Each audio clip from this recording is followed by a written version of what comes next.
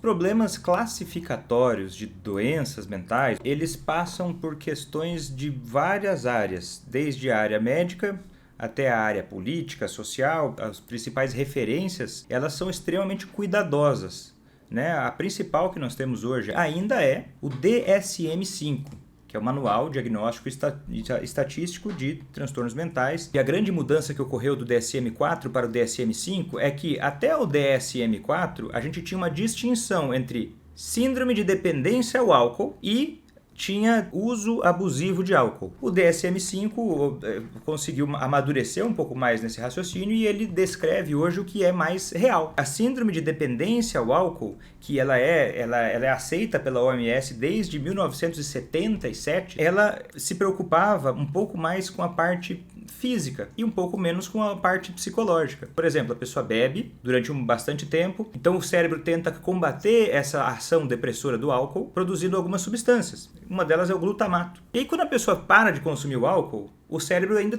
está produzindo aquelas substâncias excitatórias, ativadoras. E o que acontece? A pessoa tem sintomas de uma descarga de ativação. Existem vários fatores que levam a gente a pensar que uma pessoa tem problema com álcool sem precisar estar com esses sintomas de dependência física, vamos dizer assim. A gente percebe que em torno de 9% são graves. A imensa maioria são moderado, leve a moderado. Quer dizer o quê? É uma pessoa que bebe, mas tem prejuízos ou riscos. Eu gosto de pensar nisso.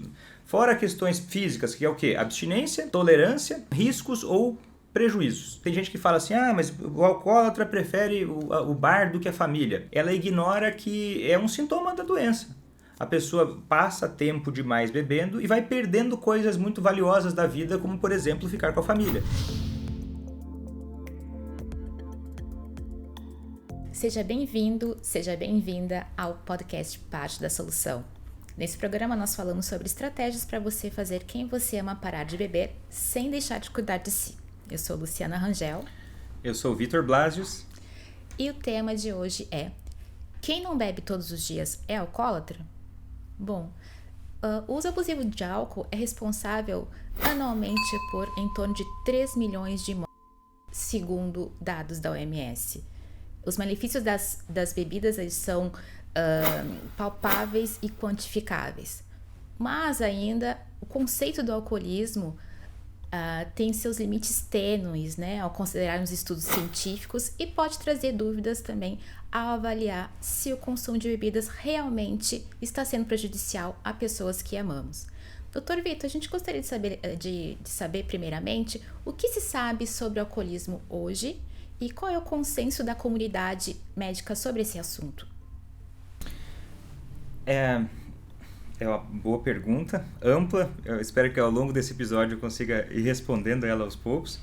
Mas eu acho que eu gostaria de começar falando que é o seguinte: os problemas classificatórios de doenças mentais, os problemas de saúde mental, eles passam por questões de várias áreas, desde a área médica até a área política, social, porque isso envolve uma série de outros fatores né, que passa também apenas de uma questão de saúde. Então, quando a gente fala em critérios diagnósticos, a gente tem as pesquisas, ou enfim, as principais referências de critérios diagnósticos em saúde mental, elas são extremamente cuidadosas, né? A principal que nós temos hoje, a mais valorizada, que tem mais autoridade, vamos dizer assim, que mais seguida, tecnicamente, hoje ainda não é perfeito, mas ainda é o DSM-5, que é o Manual Diagnóstico Estatístico de Transtornos Mentais da Associação Americana de Psiquiatria. Né? E nesse manual, né, ele coloca critérios de vários transtornos mentais, né, baseados em inúmeras pesquisas populacionais, enfim, de riscos relacionados a determinados problemas e também a características que podem ser enquadradas, né, dentro de uma síndrome, de um problema. Vamos dizer assim, o alcoolismo, assim como outros problemas de saúde mental, ele não é uma única coisa, ele é um conjunto de coisas, como se fosse, eu gosto de uma metáfora que eu ouvi uma vez, que é o seguinte, como se fosse um buquê de rosas. Um buquê de rosas, ele é composto de várias rosas, mas uma rosa não é obrigatória que esteja naquele buquê para ser considerado um buquê. Né? Você pode ter uma rosa a mais, uma rosa a menos, ou variar o tipo da rosa que está ali, mas continua sendo um buquê. No alcoolismo, a gente também teria que ter várias características, não uma só, para a gente pensar em alcoolismo. E o mais interessante é que nessa última edição, né, do DSM-4 para o DSM-5, houve uma mudança considerável para a gente classificar o alcoolismo. Só para deixar um pouco mais técnico, né, um pouco mais claro, um pouco mais objetivo essa explicação, alcoolismo não é um termo cientificamente aceito de uma forma completa. Vamos dizer, não é todo mundo que pensa, não é um conceito padrão. Ele é um conceito que eu utilizo relacionado a um jeito de explicar mais facilmente problemas que envolvem o álcool, né? Quando eu falo alcoolismo, eu me refiro a isso. Mas o DSM-5, ele coloca assim que é o transtorno por uso de substâncias álcool. Né? Então, até para facilitar, eu falo alcoolismo, né? Do que toda vez fala transtorno por uso de substâncias álcool. Tem vários outros transtornos por uso de substâncias, né? Outras substâncias, várias, que a pessoa pode ter. Quando a gente fala em álcool, e a grande mudança que ocorreu do DSM-4 para o DSM-5 é que até o DSM-4 a gente tinha uma distinção entre síndrome de dependência ao álcool, né? Perceba, o nome não é mais esse, e tinha uso abusivo de álcool. Tinha uma distinção artificialmente clara. O DSM-5 conseguiu amadurecer um pouco mais nesse raciocínio e ele descreve hoje o que é mais real. Nós não temos uma distinção clara de o que é um uso abusivo de álcool para uma síndrome de dependência ao álcool. Até porque a síndrome de dependência ao álcool, que ela é aceita pela OMS desde 1977, se eu não me engano, na década de 70, ela se preocupava um pouco mais com a parte física e um pouco menos com a parte psicológica. E nós sabemos que talvez até a parte mais complicada, né? Primeiro que a distinção entre físico e psicológico ela é muito complicada, porque o que a gente sabe hoje é que tudo que é psicológico também é físico, mas a gente não sabe bem como calcular ou como medir isso tão facilmente, mas tem avançado nisso. Então, antigamente a ideia era mais focada em sintomas físicos. Por exemplo, a pessoa bebe durante bastante tempo, e aí essa bebida, essa ingesta de álcool, que o álcool é um depressor do sistema nervoso central, né? Então o cérebro tenta combater essa ação depressora do álcool, produzindo algumas substâncias. Uma delas é o glutamato. E aí o cérebro então ele produz uma substância mais ativadora, para diminuir o efeito sedativo do álcool, vamos dizer assim. E aí quando a pessoa para de consumir o álcool, o cérebro ainda está produzindo aquelas substâncias excitatórias, ativadoras. E o que acontece? A pessoa tem sintomas de uma descarga de ativação, vamos dizer assim, de adrenalina, né? Uma descarga de ativação do sistema nervoso central. E isso se traduz pelo quê? Uma das coisas mais comuns e populares é, fulano bebe de manhã para firmar o pulso, né? Quer dizer o quê? É um sintoma, tremor nas mãos. É um sintoma típico, né, de abstinência ao álcool. Abstinência ao álcool é a manifestação desse ajuste do álcool, né, dessa resposta ao álcool no cérebro, e aí isso é uma das características relacionadas à dependência física. Então, perceba, mas existem vários outros fatores que levam a gente a pensar que uma pessoa tem problema com álcool sem precisar estar com esses sintomas de dependência física, vamos dizer assim, sintomas de abstinência, mais especificamente. Então, por isso que hoje é o transtorno por uso de substâncias álcool. Então, tem o ponto de corte ele é mais sensível do que antes. Porque uma pessoa pode ter transtorno de substâncias pelo uso de álcool leve, moderado e grave. A gente percebe que 9%, em torno de 9% são graves. A imensa maioria são moderado, leve a moderado. Quer dizer o quê? É uma pessoa que bebe, mas tem prejuízos ou riscos. Eu gosto de pensar nisso. Fora questões físicas, que é o quê? Abstinência, tolerância. A pessoa vai ter outros sintomas, outras características, né, que são o seguinte, são dificuldades, por exemplo, são riscos ou prejuízos. Não só de saúde, mas riscos sei lá, a pessoa bebe e dirige. Ou a pessoa, tem gente que fala assim, mas o alcoólatra prefere o bar do que a família. Isso é muito discutível, e no sentido de que essa linguagem leiga que fala preferir, ela ignora que é um sintoma da doença. a pessoa passa tempo demais bebendo e vai perdendo coisas muito valiosas da vida, como, por exemplo, ficar com a família. Isso é um sintoma já, uma manifestação das mudanças neurobiológicas que o álcool vai promovendo, que são características dessa coisa que a gente chama de alcoolismo ou transtorno por uso de substâncias álcool, como o DSM-5 ele fala. Né? Enfim, começando por aí. Uhum. E foi interessante você trazer, né, esse termo, né, essa visão leiga. Gostaria de saber da sua experiência médica, enfim, também com famílias de alcoolistas e alcoolistas. Qual é que é a imagem que se tem hoje, que o senso comum tem em relação ao alcoolismo e como ele destoa do conceito que é trazido pela área médica? Olha, é muito importante a gente falar disso, porque quando o familiar não sabe disso, ou até uma pessoa, né, no contexto, um familiar não sabe disso, por exemplo, ele pode ter uma série de crenças erradas que vão levar a comportamentos errados, que vão levar a consequências ruins, que vão alimentando o ciclo do alcoolismo para que a pessoa que ama, né, acabe bebendo mais, acabe tendo mais dificuldade de melhorar. E o familiar às vezes fica com um ponto cego, pensando, poxa, mas eu estou fazendo tudo que eu posso, eu estou fazendo tudo que eu vejo, tudo que é possível ser feito. Mas parece que o meu marido, meu filho, minha esposa não melhora.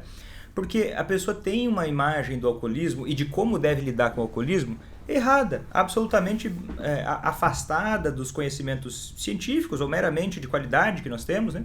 E muito focada no grande preconceito e as informações de baixa qualidade que se tem sobre o alcoolismo. O senso comum, eu acho que eu posso tentar descrever, mas eu acho que a melhor forma de eu explicar isso é a pessoa que está ouvindo pensar ela no senso comum. O que ela acha na cabeça dela? Para e pensa, o que é um alcoólatra na minha cabeça? Né? Que é a pessoa que está ouvindo. Uhum. Eu acredito que a maioria dessas pessoas que estão nos ouvindo, que se não tem conhecimento ainda sobre o alcoolismo mais técnico, assim, com mais qualidade dessa informação, vai pensar que o alcoólatra é aquele que não consegue ficar sem beber. Eu lembro de uma mãe que me acompanhava, né? Me acompanha até ainda. Ela perguntou assim, falou, Vitor, olha só, o meu filho bebe e enche a cara todo final de semana. É uma coisa pesada, assim, poxa, eu fico preocupada.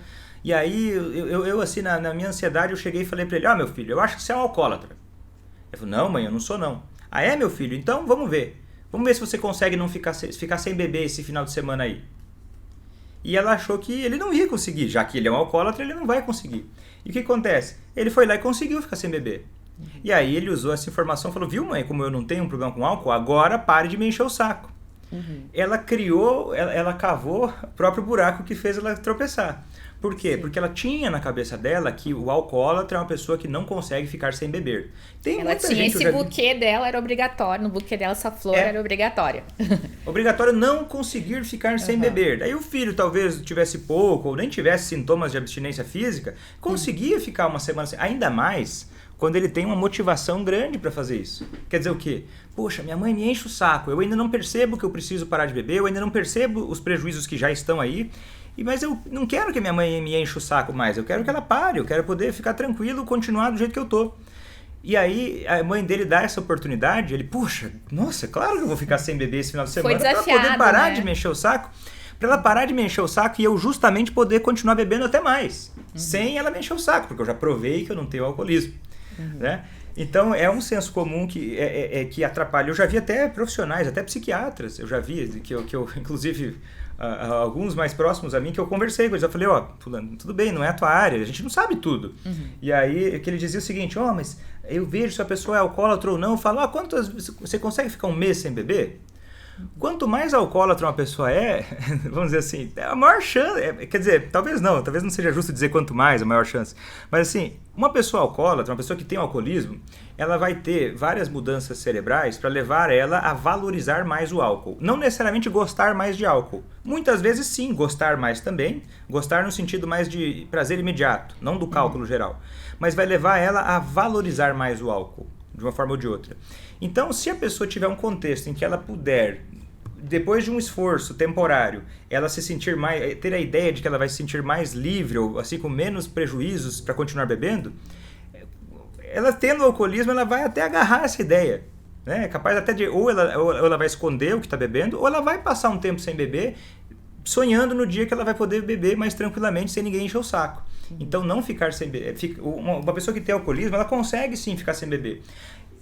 Principalmente se tiver um contexto que favoreça. O contexto pode ser um desafio familiar que vai ter a impressão de que vai melhorar, ou às vezes o contexto é outro. Sei lá, a pessoa viaja, né? Eu tenho uma aluna que o marido dela ela é de outro país, enfim, é casada com uma pessoa estrangeira, e quando eles vêm para o Brasil, até no passado, quando o alcoolismo dele estava ativo, hoje em dia não está mais ativo, né? Uma aluna do curso ACA. E aí, quando eles vinham visitar o Brasil, ele parecia que não tinha alcoolismo. As pessoas passavam bebendo caipirinha, outras coisas que ele até achava saboroso, mas ele não tinha a mínima vontade de beber. Aí a pessoa pode olhar e pensar, mas será que essa pessoa tem alcoolismo mesmo? Claro que isso não significa, ela não quis beber, tá? Porque o contexto estava num ambiente diferente. A mesma coisa acontece quando uma pessoa, por exemplo, que tem alcoolismo, entra num hospital. Ou para tratar alcoolismo ou por outras razões. Eu gosto de pensar na metáfora que é a seguinte: o nosso cérebro ele tem certos padrões de comportamento e respostas muito relacionados ao ambiente. Mesmo uma pessoa que goste muito de dançar, vamos imaginar, uma pessoa que gosta muito de dançar um determinado estilo de música, ela quando está, sei lá, se levasse ela para uma biblioteca às 6 horas da manhã, de uma segunda-feira, sei lá, ela meio com sono, no silêncio total, talvez naquele momento ela não fosse ter a mínima vontade de dançar. Então, daí pensa, não, mas a pessoa se gostasse de dançar, ia gostar de dançar em qualquer cenário. E talvez sim, quando o alcoolismo está muito grave ou numa fase muito ativa, isso até pode acontecer, mas de novo, é a imensa minoria. A maioria vai ser capaz de ficar sem beber dependendo do contexto, só que o problema é o seguinte, o contexto, contextos de exceção. Ah, mas o meu marido fica sem beber durante a quaresma. Fácil. Para muita gente é fácil, relativamente fácil, porque é um período circunscrito, tem uma série de valores e crenças pessoais daquela pessoa que fazem ela ter uma série de contingências, né? O que é uma contingência? É o cérebro, é o cálculo, mesmo que não seja verbal, que o cérebro faz de qual vai ser a vantagem daquele comportamento. Né? Então, naquele momento é mais fácil a pessoa não beber e isso não exclui o alcoolismo de maneira nenhuma. E, então, doutor Vitor, uma pessoa ela pode ser considerada alcoolista mesmo se ela bebe, sei lá, uma vez por mês ou a cada 2 meses, digamos assim? Pode, sem dúvida nenhuma. Não tem esse conceito de frequência. O que mais importa não é a frequência, é o quanto aquilo traz problemas ou riscos. Uma pessoa que bebe só no Réveillon, mas ela bebe e dirige. Ela bebe, dirige e atropela uma família. Pô, você vai olhar e pensar, isso é um problema com álcool ou não? Na minha cabeça, as chances são enormes de ser um problema com álcool. Se alguém encheu a cabeça dela de álcool sem ela saber, mas enfim, eu não consigo imaginar uma situação em que isso não seja um indicativo forte de um problema com álcool. Por quê? E mesmo se não tiver esse acidente, se a pessoa pegou, bebeu e dirigiu, ela está assumindo um risco muito grave. E o próprio álcool faz isso com a cabeça da pessoa. Ele diminui a percepção de risco. Mas daí a pessoa bebe e dirige. Pô, isso é muito mais forte do que se ela bebesse e não dirigisse. Porque um dos sintomas do alcoolismo que mostra que há alterações cerebrais ligadas ao transtorno de substâncias por uso de álcool é a pessoa perder um pouco o cálculo de o que é adequado ou não para a própria vida. Se perguntar para a pessoa, você teria problema em atropelar uma família inteira? A pessoa ia olhar e falar, claro, óbvio, que pergunta ridícula. Mas daí quando tem uma situação em que isso é um risco real, ela ignora. Isso é um sintoma possível de alcoolismo. Ela corre esse risco, ela traz esse risco para a própria vida, mas ela segue correndo e bebendo. Como, não dá nada. É um sintoma de alcoolismo, inclusive. E, doutor Vitor, qual é porque a importância para um familiar saber reconhecer esses sintomas, né? Saber que eles não são estanques, né? Em relação ao relacionamento dela com o alcoolista? Por que isso é importante? Eu me lembro de uma aluna que ela, antes de ela entrar no ACA, ela me acompanhava durante um tempo e ela pensava, o meu marido ele bebe, mas o alcoolismo dele é leve, não é um grande problema. O meu problema é uma questão no casamento. Né? O álcool ele entra como um problema do nosso casamento, ela achava isso. E ela procurou apoio até de uma pessoa muito legal, se eu não me engano o professor Marcelo Gurgel, que ele fala sobre relacionamentos, autoestima, um trabalho muito legal, um trabalho muito bom e bem feito, que é adequado para pessoas que têm problemas de casamento, vamos dizer assim, problemas no casamento, procura uma pessoa que fale sobre problemas de relacionamento. Beleza, cabe.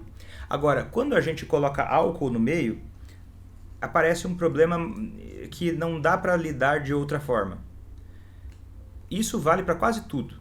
Quando o álcool entra como um problema, seja no relacionamento, seja outras questões, 99% das vezes o álcool é a prioridade. Se não lidar com o alcoolismo vai igual um trator destruindo tudo. Então essa esposa, né, que me acompanhava e depois até entrou no ACA, ela se arrependeu de ter demorado tanto, ela falava assim, Vitor, o meu problema é que eu demorei, porque eu até aprendi muita coisa legal, né, quando eu busquei ajuda para melhorar o relacionamento, só que parecia que travava, porque não estava evoluindo a questão do alcoolismo. Por quê? Porque ela não estava usando a ferramenta correta para o problema principal do que estava acontecendo. Quando a pessoa para de beber, resolve todos os problemas de casamento? Talvez não, mas a maioria. A gente vê nos alunos do curso ACA, quando a maioria delas, quando o alcoolismo sai da jogada, o resto dos problemas melhora. Mas o contrário geralmente não acontece. Quando melhora o relacionamento simplesmente, sem ter uma abordagem direta para isso. Então, tende a não melhorar o alcoolismo.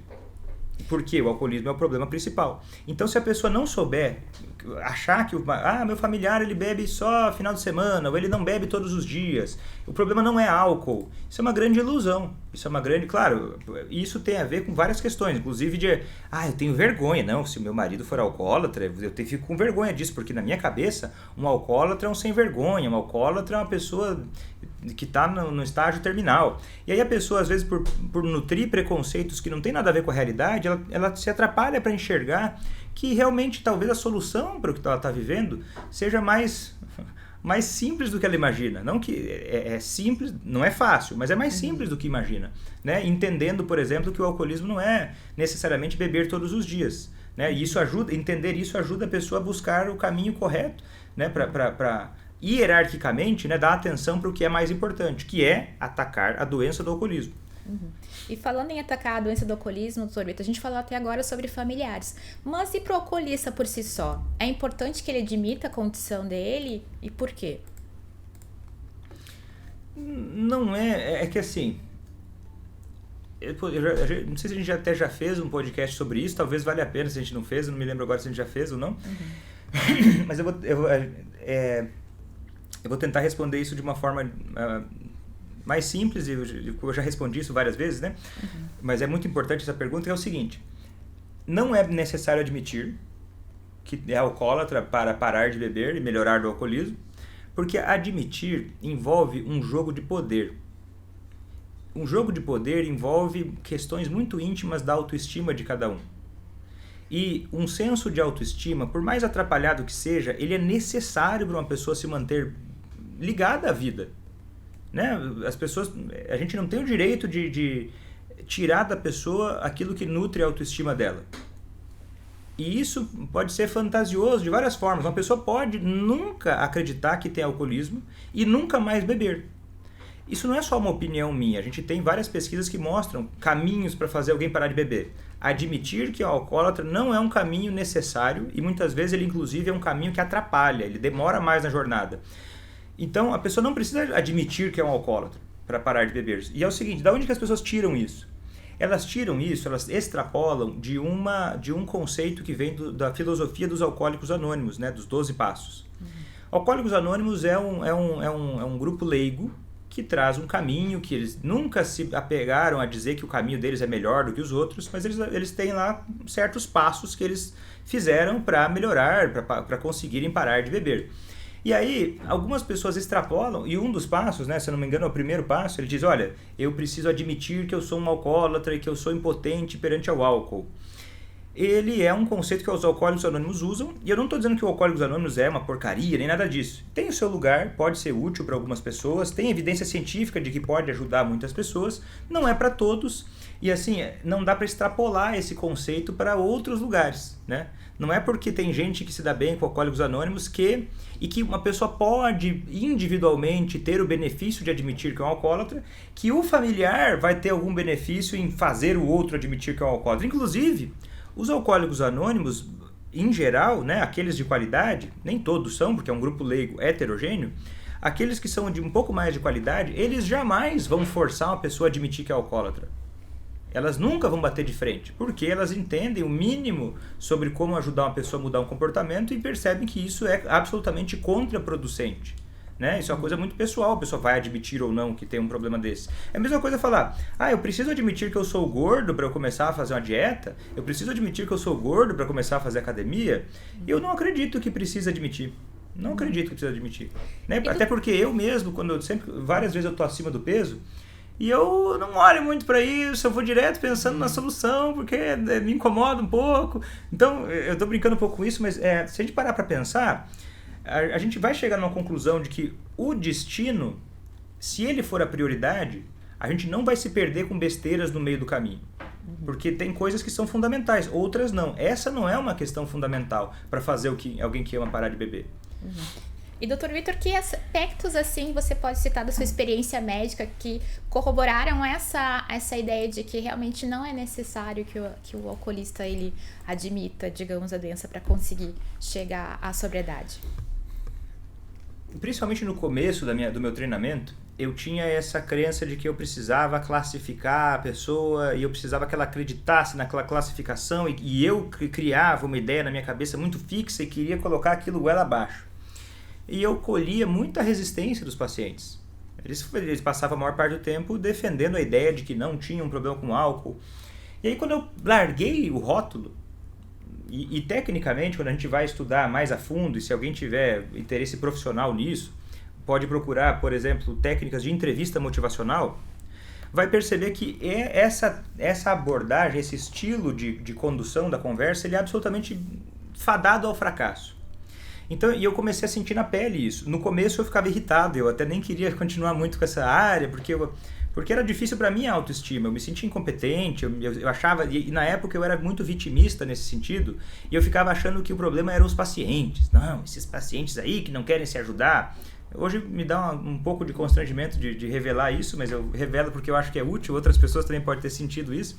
E eu comecei a perceber que se eu abandonasse o rótulo, pelo menos temporariamente, até que aquilo fosse mais palatável, eu tinha muito mais resultado, muito mais rápido, e eu conseguia ver os pacientes falando para mim, eles defendendo a ideia do porquê era importante eles mudarem o comportamento deles, sem que eu tivesse esfregando na cara uma coisa inútil que só servia para atacar a autoestima que eles precisavam defender.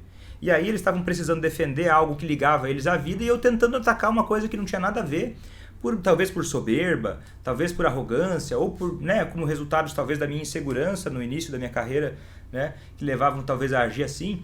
E o interessante é que eu vejo que muitos familiares vivem muito próximo ao que eu vivi, porque se perdem nisso, nessa coisa de querer confrontar. Agora eu descobri, eu assisti o podcast lá, ouvi o podcast lá do Parte da Solução e falaram que a pessoa não precisa beber todo dia para ser alcoólatra. Então eu vou lá esfregar na cara do meu filho, da minha filha, que ela é alcoólatra sim, olha só. Isso não vai ajudar, Isso não vai ajudar. Esse tipo de informação ela é estratégica, ela é privilegiada para a pessoa entender, para começar a ir atrás do caminho para fazer a pessoa que ama parar de beber. Primeiro ela precisa entender, Às vezes a pessoa cai de paraquedas, ela não faz ideia de que aquilo ali, o álcool não é um detalhe naquele problema, ele é o centro, E como uma pessoa continuar batendo nessa tecla aí que o alcoolista admita, que ele tem alcoolismo, como isso pode influenciar no processo aí do alcoolista sair, do ciclo do alcoolismo e também o seu familiar? Quanto mais alguém, principalmente o familiar que quer, que convive, sofre com o alcoolismo de alguém que ama, se ele agir da maneira que apesar de ser intuitiva, chegar e falar, olha, veja, eu estou vendo isso, veja como eu vejo, você é um alcoólatra, isso aí está te atrapalhando, porque para o familiar é muito mais fácil enxergar, porque o familiar não está sofrendo das alterações cerebrais que o álcool causa, que dificultam o alcoolista de perceber que as coisas não estão bem. Então, se ele enfiar isso goela abaixo, o que vai acontecer? Acontece um mecanismo chamado reatância psicológica, que é quando a gente levanta as defesas do outro e tira do outro a capacidade de pensar. Por que acontece? A gente ativa o mecanismo de luta ou fuga, que é principalmente relacionado à atividade de uma parte do nosso lobo temporal, que é a amígdala, que atua através de uma outra via chamada substância cinzenta periaquedutal, que vai ativar uma raiva e uma mais afetiva, que leva a pessoa a não conseguir pensar muito, não raciocinar muito, porque ativa nela um sistema de proteção, de defesa, que por mais que é uma coisa da autoestima, não é uma coisa de vida ou morte, vamos dizer assim, ativa esse sistema animalesco, né, do nosso funcionamento cerebral, e isso dificulta a pessoa, né, que tem alcoolismo, de pensar e refletir sobre o que está acontecendo. Ela coloca toda a energia mental nela em se defender, e aí o familiar acaba tendo um efeito exatamente oposto ao que ele gostaria. Né? Ele vai lá, tenta fazer o outro admitir que é um alcoólatra, e o que ele vai colher com isso é justamente o oposto. O outro vai criar um sequestro amigdaliano, quer dizer o quê? Que a parte do medo e da luta ou fuga vão ofuscar a capacidade do alcoolista de refletir, e aí ele vai passar a defender mais um lado que é totalmente sem noção, que é justamente aquele que o familiar gostaria de atacar. Então, esse é um exemplo de como a ansiedade e a falta de conhecimento do familiar pode empurrar a pessoa que ama para o alcoolismo. Né? Isso é justamente um exemplo clássico de o que é o familiar estar envolvido, e 90% das vezes sem perceber, no ciclo do alcoolismo, porque ele está alimentando sem perceber o alcoolismo. E aí se for perguntar, mas você gostaria de que seu familiar bebesse mais?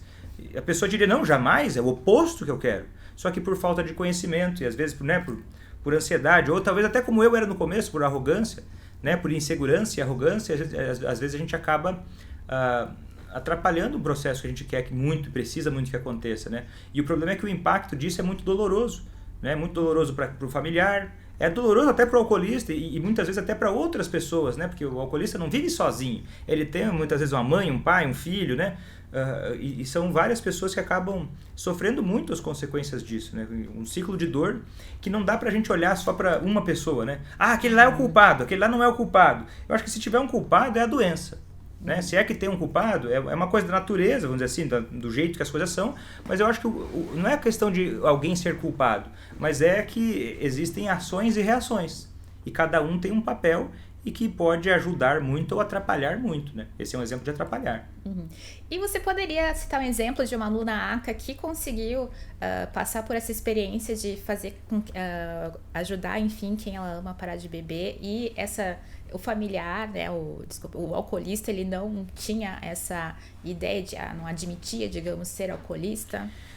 Eu acho que, principalmente, o que talvez fosse interessante falar é de casos de alunas que o familiar não bebia tão frequentemente assim.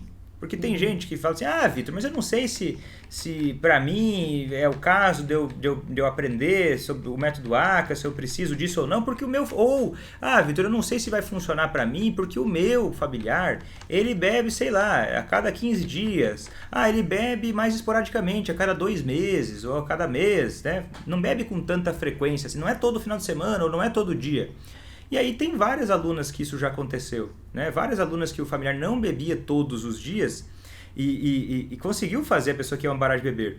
Mas quando eu escuto vamos dizer assim, essa dúvida, eu acho que a pessoa tem essa dúvida porque ela não entendeu ainda o método ACA. Ela acha que só serve para uma pessoa que é alcoólatra grave. E é engraçado, num sentido... Não engraçado, às vezes me chama a atenção que é humano isso, né? A gente achar que o problema não é nosso, o problema não é meu. Não, no meu caso, não é tão grave assim, né? Ou não é tão grave, ou por outro lado, o meu caso não. O meu caso não dá porque é muito grave. Eu acho que esses questionamentos, eles são parte da resistência interna que o familiar às vezes tem por não entender muito do alcoolismo. Né? Às vezes ele vem do mesmo raciocínio que pensa, mas se ele bebe a cada 15 dias, tá tudo sob controle. Né? Recentemente até uma aluna conseguiu que o familiar viesse consultar comigo, né, que ele não aceitava ajuda e tal, e conforme ela foi avançando, ele foi melhorando, e até que ele, além de melhorar, ele começou a pedir para ela, olha, você que volta e meia eu vejo você envolvida aí nesses negócios aí, você não conhece alguém para eu consultar e tal? E o marido dela passou por consulta comigo, e ele estava contando que ele bebia a cada mais ou menos 21 dias. E isso foi parte também de uma evolução que ele estava tendo, mas ele estava travado nos 21 dias. Eu poderia olhar para... Já pensou se eu olhasse para a cara dele e falasse assim, você está a cada 21 dias, então não tem nada que fazer aí, se vira sozinho. Mas não, ele veio pedir ajuda. Ele falou, cara, é a cada 21 dias, mas não está resolvido. Por quê? Porque ele já tinha amadurecido um pouco mais no processo. E aí, né, como ele procurou ajuda, deram um contexto todo favorável, eu consegui ajudar ele tecnicamente, né, através de técnicas que a gente utiliza, ajudar ele a quebrar esse paradigma aí dos 21 dias e conseguir ficar sóbrio. Né? Todo mundo precisa de ajuda? Não necessariamente, mas todo mundo que pode ter ajuda é melhor. Né? É melhor. Você ter ajuda é melhor do que não ter ajuda. Mas é o seguinte, não é obrigatório para todos. Mas esse foi um caso que me marcou bastante, porque ela também não teve a crença, né, limitante, ou vamos dizer assim, não se sabotou com a ideia de que já que ele já não era todo dia, eu posso ignorar, ou já que não era todo dia, não tenho o que fazer, porque só dá certo para quem não bebe nunca. É doido isso. Eu acho que é aquela ideia que nós temos natural de preservar a energia, né? Só que às vezes a gente faz isso às custas de continuar no ciclo do alcoolismo, né? Que é não entender que mesmo que não seja todos os dias que a pessoa bebe, isso é um problema que merece atenção e que, se não lidar da forma correta, pode ser que ou piore ou que os prejuízos apareçam e sejam muito dolorosos, né? Então, subestimar, digamos assim, né, esse aspecto da frequência realmente pode trazer depois prejuízos a longo prazo, né, para o alcoolista e também, né, enfim, para a família que convive com isso, né? E é muito louco porque acontece um fenômeno que eu vejo, que é o seguinte, às vezes o familiar tá nessa. Não, mas tá melhor. Eu lembro de uma aluna, até faz uns 3, 4 meses que ela entrou no curso ACA, que ela começou a me acompanhar e tal, assistiu o conteúdo gratuito e acompanhava as lives e tal, aprendeu algumas coisas, utilizou aquilo ali com o marido dela deu uma melhorada. E aí ela, Vitor, beleza, não preciso aprender mais, eu acho que eu já aprendi o suficiente, meu marido está sem beber, já faz aí algumas semanas e a coisa está andando bem. Só que aí ela não tinha domínio de o que ela tinha feito, como ela tinha feito e quais os caminhos que ela tinha tomado. Assim, foi meio assim, algumas coisas deram certo meio por sorte, assim, algumas coisas ela aprendeu, mas pouco ainda, né? E aí o que acontece? O marido dela teve uma recaída. E ela não sabia mais o que fazer, porque ela já tinha parado até de acompanhar, não lembrava mais o que tinha que fazer, não tinha se aprofundado muito. E aí ela começou a ficar desesperada. E ela passou algumas semanas recaindo ela também. Como é que é uma recaída do familiar? Ela não bebia, tá? Mas a recaída dela era uma recaída diferente. A gente brinca um pouco, chama de recaída emocional. Quer dizer o quê? Ela começou a achar... então as melhoras que ele teve foram todas ilusões. Ele nunca mais vai melhorar. Meu Deus, tudo está perdido. E aí ela veio falar pra mim, olha, Vitor, tudo está perdido e tal. Daí eu conversei com ela, falei, olha, mas né, será que está perdido mesmo? Né? Às vezes na ansiedade, no medo, a gente pensa isso, mas vamos ver, será que está perdido? E aí passaram algumas semanas, ela voltou a acompanhar e ela até entrou no curso ACA. Né? Falei, então tá, eu percebi que eu não posso também, porque ele também tinha feito a mesma coisa. E depois ela me contou, né? Porque depois ela aprendeu mais a fundo, entendeu, aplicou e ele parou de beber de uma forma mais sólida e parou de beber de uma forma mais comprometida com isso e ele até passou a conversar mais com ela sobre o problema dele, assim, mais abertamente, né? E ele falou pra ela um dia, falou assim, sabe aquela vez que eu recaí? Eu tinha subestimado o meu problema. Eu achei que tava de boa, eu achei que eu poderia beber um pouquinho, eu não sabia, eu não imaginava que eu ia ter que fazer um pouco mais de esforço. Daí ela ficou muito magoada assim, de ouvir ele falar isso, mas daí eu falei com ela o seguinte, cara, vamos pensar bem, ninguém gosta de pensar, nossa, eu tenho um problema grave, meu Deus, e casar com essa ideia de cara. Eu acho que é natural a gente pensar, tá, mas será que eu tenho esse problema? Será que realmente eu preciso fazer isso? O problema é que se a gente não para refletir de verdade, a gente perde muito tempo. No caso dela, ela se arrepende de não ter entrado no ACA antes, né? Porque daí talvez muita coisa poderia ter sido evitada, né? Mas, enfim, a pessoa acaba testando por si só, né? Ou até o alcoolista acaba tentando testar os seus limites, né? Pra ver se testa uma vez, testa 2 vezes por subestimar, né?